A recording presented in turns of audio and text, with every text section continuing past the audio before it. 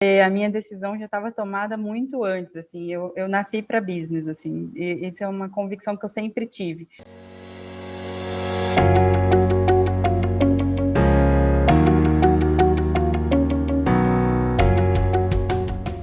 Tudo bom, pessoal? Sejam bem-vindos ao IGP.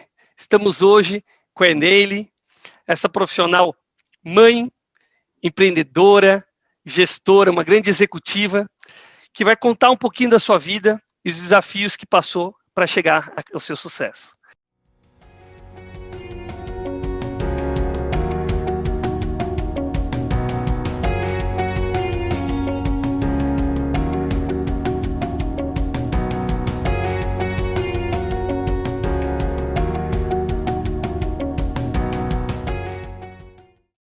Eneile, seja bem-vinda ao IGP. Obrigada, muito obrigada. Bom dia a todos, é um prazer estar aqui com vocês, contando um pouquinho da minha história. Legal, Eneile. E para começar, conta um pouquinho quem é a Eneile. Eu sou Eneile Guimarães, mãe da Júlia, de 12 anos, da Giovana, de 9, e do Felipe, de 2.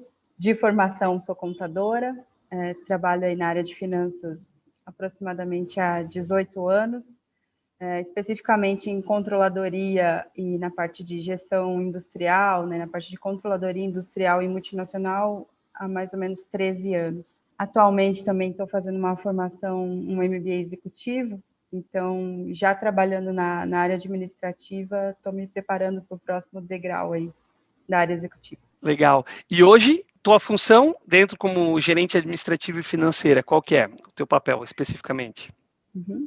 Aqui na Labor Clean eu tenho todas as áreas de finanças, então a área de controladoria, a parte de tax, a parte de contabilidade, custos e a parte de treasury, que é contas a pagar e receber. Além dessas áreas que são diretamente ligadas a finanças, a gente responde por legal e pela parte de gestão de contratos. É bastante coisa, né? Tu comentou, né, que tem família. Conta um pouquinho da origem da Eneile, da onde que a Eneile veio, quem é a Eneile, vamos dizer, fora do ambiente de trabalho, né? Um pouquinho, a gente gosta sempre de comentar, né, as nossas origens. É muito importante falar sobre isso, porque antes do profissional existe o ser humano, né? Existe a pessoa. E de onde vem a Eneile? Bom, então esse é um ponto bem curioso. Eu sou do Acre, eu moro em Curitiba já tem... vai fazer quase 30 anos já, mas eu sou do Acre, de Rio Branco, da capital. Cresci aqui, me formei aqui, me casei aqui, os meus filhos são todos curitibanos, mas essa é a minha origem. E aí tu comentou depois que tu fez tua formação, né? Então, quando que tu veio do Acre para cá? Conta um pouquinho mais. Eu tinha 5 anos, então terminei os estudos aqui, né? Na época a gente chamava de segundo grau, não é mais assim que se chama hoje em dia. É uma parte bem interessante que eu gosto de compartilhar com todo mundo, eu fiz um pós que era guarda-mirim, né? Então eu sempre estudei, desde muito pequena, em colégios com uma disciplina muito forte. Eu estudei na escola presbiteriana e depois aqui também estudei na guarda-mirim. Então, essa cultura militar, da disciplina, né, e ser muito voltada a ser organizada, focar muito no estudo, sempre permeou aí a minha formação desde lá até hoje. O meu pai também se aposentou como coronel, então acho que tem bastante dessa cultura assim, na minha origem, e eu trago muita coisa boa disso. Então, eu estudei na Guarda-Mirim, é um programa de formação, para quem me conhece, né, que é o que a gente chama hoje no nível médio, no primeiro ao terceiro ano, e aí tem uma formação que é totalmente voltada para a administração, né? Então, eu estudava o período da manhã lá, então ficava das 6 da manhã até meio-dia, tendo aula de administração, comunicação, negócios, finanças. A gente aprendeu lá desde como escrever um e-mail corporativo até questões de balanço, DRE. Então, é bem legal, porque é bem no início da formação acadêmica, né? E depois de lá eu saía, ia para o meu trabalho, que era um estágio que era totalmente acompanhado e monitorado, então você tinha uma performance de nota para tirar, de presença, de comportamento. Então é legal porque não é uma formação só técnica, tem a parte comportamental bem forte também, né? De como se colocar bem, como se comunicar bem, né? Qual que é a conduta esperada de um profissional. E à noite eu fazia, então, o ensino médio, né? Na parte da noite. Então, essa era a minha rotina, sempre foi assim, muito voltada ao trabalho e ao estudo, desde sempre. Eu ia falar bem agitada, né? com uma carga bastante pesada, né, nesse processo. Sim. E aí, quando tu sai desse processo, e eu achei legal isso, né, porque a gente bate muito hoje no papel da educação, né, o papel da educação frente a isso, a gente vê até várias escolas comentando a importância de ter faculdade, se não se ter faculdade, fazer MBAs ou não, né, mas é óbvio que a gente sabe que a prática ela é muito importante, mas ter uma base forte, ela faz também com que a gente consiga se desenvolver e construir, né, os raciocínios de uma forma mais aplicada. Eu achei interessante que tu falou já de noções de administração, né, noções de finanças, né, eu acho que isso, quanto mais cedo a gente consegue trazer para dentro do dia a dia, do nosso dia a dia, isso facilita também, né. E tu vê que isso de alguma forma interferiu na tua escolha por essa carreira para a linha financeira? Como é que foi isso? Eu não sei se eu sou muito referência, porque a minha decisão já estava tomada muito antes, assim, eu nasci para business, assim, e isso é uma convicção que eu sempre tive, diferente de outras pessoas que eu sei que ao longo da carreira foram se descobrindo. Então, eu optei pela Guarda-Mirim já por fazer o processo seletivo, né, que na época era bem rigoroso, já porque eu queria algo para business, eu não tinha certeza se é administração, se seria contabilidade, enfim, o que seria dentro desse universo, que é tão vasto, né, mas eu sabia que era negócios que eu queria, então já foi algo muito intencional, muito pensado, né. E aí, depois dessa formação, tu foi para uma graduação, né? E aí tu se formou? Legal que quando eu estava na Guarda-Mirim, eu aprendi desde música, porque lá tinha uma banda, né? Música e questões de pátria, que a gente brinca, a parte administrativa. E lá eu comecei a pensar em qual faculdade escolher, e eu tinha bastante dúvida. Teve momentos que eu queria até fazer psicologia, porque antes eu tinha um conflito interno, que era a parte de pessoas humanas ou a parte de exatas, né? E eu entendi, depois disso, na minha opção por contabilidade, que eu não precisava escolher uma em detrimento da outra, que as duas se complementavam, que eu precisava da soma das duas, ir bem nas duas, né? Ou seja, desenvolver igualmente as duas áreas para que eu conseguisse ter sucesso.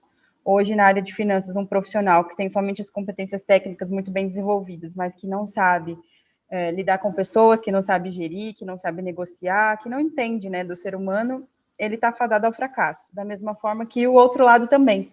Então, aqui eu quero fazer um link recentemente eu assumi aqui dentro da Berkeley o desafio da área de gestão de pessoas, e foi justamente para trazer um pouquinho disso, né, da parte de finanças para esse mundo que é tão voltado para humanas. Então, como a gente faz análise de indicadores, e o que eu estou querendo dizer com isso, né, que na verdade é uma mistura, é um complemento, né, uma coisa somada a outra, e aí sim a gente consegue caminhar para um bom resultado. Eu achei super interessante, porque eu acho que está muito conectado com um pouco do nosso propósito também, né? De falar que os gestores, né? O nosso papel como gestor é cuidar das pessoas, né? Então, a gente não pode dissociar a parte de hard skill de soft skills, né? Sim. Então, às vezes a gente tem uma vida complicada, às vezes a gente sofre pressão, mas a gente tem que tratar com cuidado, a gente tem que ter atenção às nossas pessoas, a gente tem que ouvir, né, entender o que precisa ser feito, quais são os passos que a gente precisa assumir também, para que a gente possa entregar, né, o que é necessário. Eu achei interessante isso tu já trazer, porque esse conflito interno eu vejo com outros gestores, eles também têm, né? E a partir do momento que tu conseguiu interpretar de que um não é excludente do outro, mas sim eles trabalham em conjunto, a tendência é que o sucesso ele venha de uma forma mais rápida, né? Qual que é o papel do autoconhecimento nele? É um aprofundar tão gigante. Eu entendo que, enquanto ser humano, essa é a nossa primeira grande missão, grande desafio, né? Me conhecer mais. Se eu me conheço mais, eu sei o que eu quero, o que eu não quero, para onde eu estou indo, por que eu estou indo, como eu vou. E eu começo a administrar algumas questões, né? Que seriam riscos e oportunidades, literalmente, né?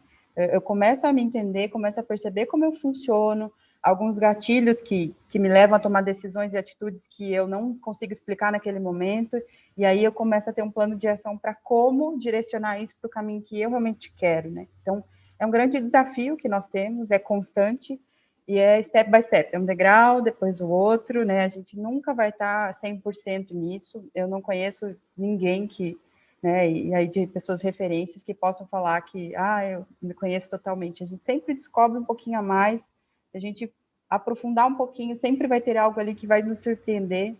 Atualmente eu continuo fazendo terapia, né, e eu continuo no processo de coaching também, de executivos, e assim, constantemente eu encontro alguma coisinha que eu falo, nossa, isso aqui eu não imaginava, ou isso aqui eu realmente não esperava que fosse dessa forma. Então, é um exercício constante e progressivo que a gente vai vivendo. Muito legal, muito legal.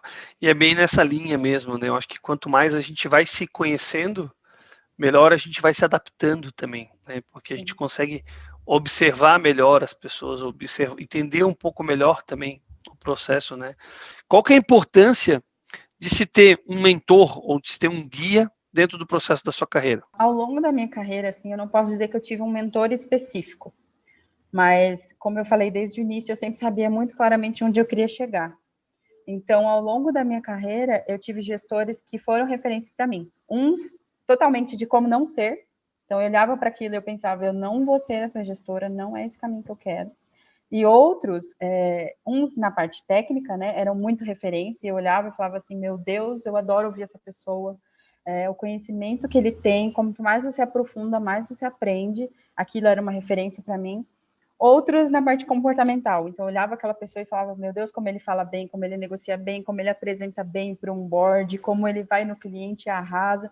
Então, assim, não teve uma pessoa em específica, mas eu aprendi com todos os que passaram pela minha jornada. Eu entendo que a vida é assim, né? A gente precisa, aquela frase que diz, né? Que o sábio, ele aprende com o erro do outro, né? E eu realmente acredito que isso é sabedoria. É a gente olhar e pegar de novo aquela lição. O que eu aprendo com isso? Eu já passei por momentos muito ruins na minha carreira, até quando analista também, momentos de assédio moral e momentos de muito conflito que o time também passou, que o time viveu. Aprendi muito com isso. É uma escola. Então, dos dois lados, aprendi o que não fazer e como fazer, né? Então, a gente pode dizer, dentro dessa linha aí, né, que esse erro e acerto é possível de ser compartilhado. Você acredita que sim? Sim. Eu acredito que sim, é uma prática minha do dia a dia, eu procuro sempre ir por esse caminho, sabe? As pessoas, até com os meus filhos, eu digo que quanto mais informação o outro tem, facilita o entendimento, o julgamento que ele tem. Né? Então, dar os detalhes, não dá uma atividade e só falar, você precisa me entregar isso, tal data, e é isso. Não, você precisa entregar isso, por quê? Qual que é o contexto? Qual que é o final desse report, ele é para quê? Onde vai ser utilizado? Quando as pessoas têm a visão do todo, quando o time tem a visão do todo, eles têm mais possibilidade de acertar, eles têm mais possibilidade de trazer contribuições que se eu somente falasse, eu quero que você me entregue o relatório X no dia tal, não chegaria no mesmo resultado. Perfeito, perfeito. Eu compartilhar informação, né? Compartilhar dados. Acho que a gente fala muito nesse processo, né, de crescimento e de não restringir a informação, né, em determinados níveis. É óbvio que a gente tem pontos que são sigilosos, né, procedimentos Sim. que não devem ser compartilhados, mas aquilo que tu pode compartilhar com o teu time, quanto mais informação eles tiverem, melhor eles vão também poder gerir e te ajudar nesse processo, né? Acho que é a construção Sim. de um time, né? E se tu fosse deixar um último recado para os nossos ouvintes aqui, alguma dica, algum processo, qual seria aí? O primeiro processo é interno, tudo começa dentro de nós, então o primeiro processo é a viagem interna, é se conhecer muito bem, entender para onde você está indo, por que você está indo e como você vai, né? Uma das coisas que eu sempre falei ao longo da minha carreira é, eu quero chegar em lugares muito altos, mas se eu tiver Legal. Que chegar lá com o sangue dos outros, não chegarei. E tem eu sou muito da teoria da abundância, a gente chega onde a gente quer chegar, construindo um caminho de paz, um caminho de desenvolvimento, de soma, de colaboração, eu sou muito do colaborativo, né? Então, eu penso realmente com esse pensamento de abundância, tem espaço para todo mundo, nesse mundo sim, né? E eu creio que existe um propósito de vida para cada ser humano. Então, se cada um cumprir o seu propósito e estiver no seu lugar, não precisa ninguém se matar, a gente consegue chegar lá. Então, é esse o caminho, é primeiro se conhecer muito bem, saber para onde está indo, como você vai, e aí começar a reunir todas as ferramentas que você precisa, ter um plano estratégico mesmo, do que está faltando, quais são os meus gaps, o que eu tenho que melhorar, e o que eu tenho de muito bom, trabalhar essa combinação, não tem erro. Ser fiel a esse propósito que você entende que é o teu até o fim e vai chegar lá. Excelente, excelente. Bom, pessoal, essa foi a Eneile. Eneile, muito obrigado. Agradeço pela disponibilidade de tempo, por essa conversa maravilhosa. A gente passou aqui, praticamente não viu a hora correr, né? E foi muito rico, sem dúvida, conhecer um pouco mais sobre você, conhecer sobre essa excelente gestora, mãe, né, esposa, e conseguir conduzir todo esse caminho conjunto, né? Obrigado novamente e deixo para ti as últimas palavras. Eu que agradeço. Fico à disposição também, como eu falei para vocês. Se alguém quiser me contatar, saber algum mais detalhe da vida pessoal, de ferramenta, da carreira, eu fico à disposição no meu LinkedIn, no meu Instagram pessoal. O Diogo também tem os meus contatos pessoais. Eu estou totalmente aberta a esse compartilhar, a essa troca. Para mim é sempre muito bem-vinda. Excelente. Obrigado, pessoal. Nos vemos no próximo IGP.